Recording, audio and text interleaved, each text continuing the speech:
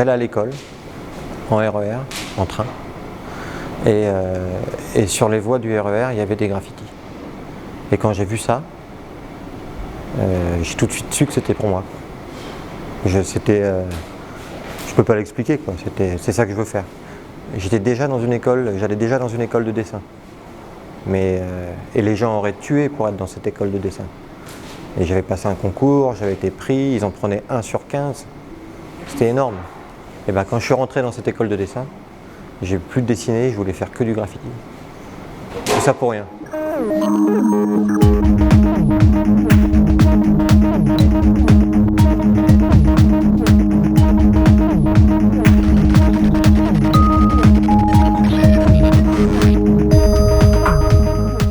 Bien sûr, on a tous été influencés, surtout au début, mais même encore maintenant. Aujourd'hui, toutes mes plus grandes influences, elles sont réunies dans ce musée quasiment. Donc pour moi, ma première influence, c'était le gars qui est là-haut, là, Futura. Lui, ça a été mon mentor et ça l'est encore plus ou moins, quoi. Me retrouver ici à côté de lui, à faire des trucs ensemble, pour moi, c'est un rêve éveillé, quoi. Mais il y a eu aussi Cope, à une autre époque, qui nous a tous accueillis à New York, qui nous a fait peindre avec tous les old-timers. Lui, c'est une légende aussi, tu vois. Aujourd'hui, toutes les générations sont représentées dans le musée. Donc tout le monde se côtoie, tout le monde a été inspiré plus ou moins de certains travaux. Là, c'est la fête pour nous, ce musée. Cope, Futura, John Wayne, Psychose, tous ces gens-là, moi, je suis d'une génération plus récente. Pas de beaucoup pour quelques-uns, mais par rapport à Futura, par exemple, je sais pas, 25 ans de différence au niveau du graffiti, quoi. Peut-être 20 ans, je sais pas. Mais c'est beaucoup. C'est beaucoup.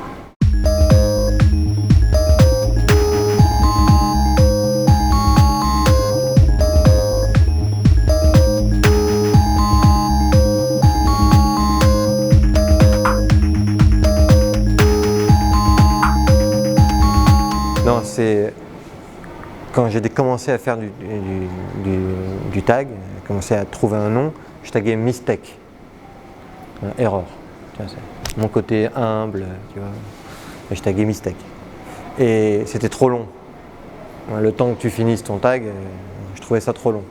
Donc j'ai écourté, j'ai fait Mist avec un E. Et j'ai retiré le Y, c'est devenu un I. Ça a évolué, mon nom a évolué en fonction de mes humeurs, quoi. Il y a des lettres qui se prêtent vraiment beaucoup plus que d'autres à faire des trucs. Un T, c'est plus chiant qu'un S, tu vois, un S ou un Z, c'est un maximum de mouvement dans la lettre. Il a déjà du mouvement alors que tu le fais en lettres bâton. Donc en graffiti, tu décuples ça. Nous, ce qui nous intéressait, c'était, enfin en tout cas moi, le style que je préférais, c'était quand j'arrivais à faire danser les lettres ou que quelqu'un d'autre les faisait danser pour moi, quoi. Donc dès qu'il y avait un flow, ce qu'on appelait le flow, ce qu'on appelle encore le flow d'ailleurs, moi je suis hyper sensible. J'ai besoin que la lettre, elle vive, elle me raconte un truc.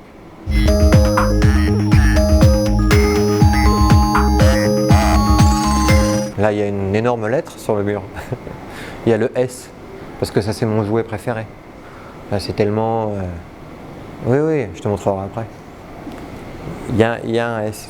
C'est toujours la base de mon travail. Ou des fois, j'ai aussi fait évoluer un petit caractère que j'ai appelé le débile. C'est un mi-diable, mi-débile, quoi. Et lui, je l'ai fait un petit peu évoluer, comme Futura a pu faire évoluer ses personnages, tu vois. C'était tellement un exemple pour moi que dans notre propre style, on a pris des idées qui étaient bonnes, tout simplement, et qu'on s'est dit, tiens, moi je vais essayer de faire dans mon propre style la même chose.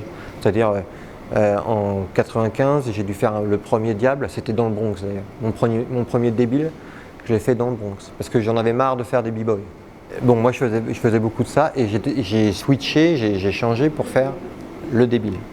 Et donc ce débile-là, je le garde depuis 1995, ça va bientôt faire 20 ans, que mon petit perso, il évolue dans le style et dans ce truc-là. Donc oui, il y a toujours des lettres de mon travail ou il y a ce fameux petit personnage débile. C'est un peu comme un fil rouge dans ma carrière d'artiste. C'est pour ça que des fois, j'ai même plus trop envie de le faire des fois.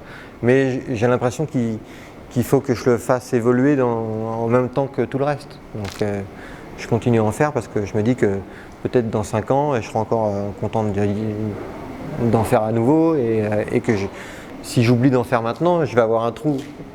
Donc c'est important de bosser encore un peu dans cette direction.